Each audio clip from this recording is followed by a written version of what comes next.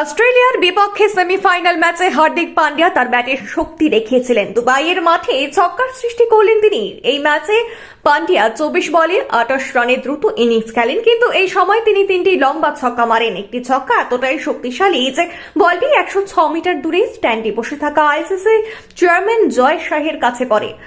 আর এতে জয় শাহকে খুব খুশি দেখাচ্ছিল। এরপর আইসিসি চেয়ারম্যান বলটি তুলে মাঠের দিকে ছুড়ে মারেন। আটকে থাকা ম্যাচটি বের করে এনেছি। পান্ডিয়ার এই ঝোড়ো ইনিংসটি এমন এক সময় এসেছিল যখন ম্যাচটি কিছুটা আটকে যাচ্ছিল বলেই মনে হচ্ছিল। আসলে টিম ইন্ডিয়া 46 ওভারে 5 উইকেট হারিয়ে 238 রান করেছিল।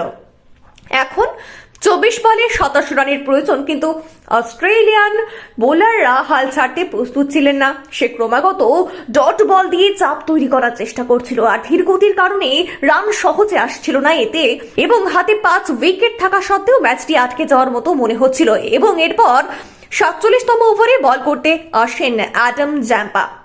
আর এরপর পান্ডিয়া তার বিপক্ষে শেষ 2 বলে 2টি বিশাল ছক্কা হাঁকান। এতে ম্যাচের সমীকরণ বদলে যায় এবং ভারতীয় দলের উপর চাপ কমে যায়। হার্দিক পান্ডিয়ার এই 2টি ছক্কা পর টিম ইন্ডিয়ার এখন 18 বলে মাত্র 12 রান বাকি ছিল। পরের ওভারে পান্ডিয়া আরও একটি 4 মারেন এবং 24 বলে 28 রান করে নাথান এলিসের বলে আউট হন। তবে তার আউট হওয়ায় খুব একটা পার্থক্য তৈরি হয়নি, কারণ তিনি যখন প্যাভিলিয়নে ফিরে আসেন তখন ভারতের জয় প্রায় নিশ্চিত ছিল। 13 বলে টিম ইন্ডিয়ার প্রয়োজন ছিল মাত্র 6 রান। রাহুল ছক্কা মেরে ম্যাচ জিতে নেয়। 48তম ওভারের 5তম বলে হার্দিক পান্ডিয়া আউট হবার পর ব্যাট করতে আসেন রবীন্দ্র জাদেজা। শেষ বলে এসে 2 রান করে। এখন 12 বলে 4 রানের প্রয়োজন ছিল।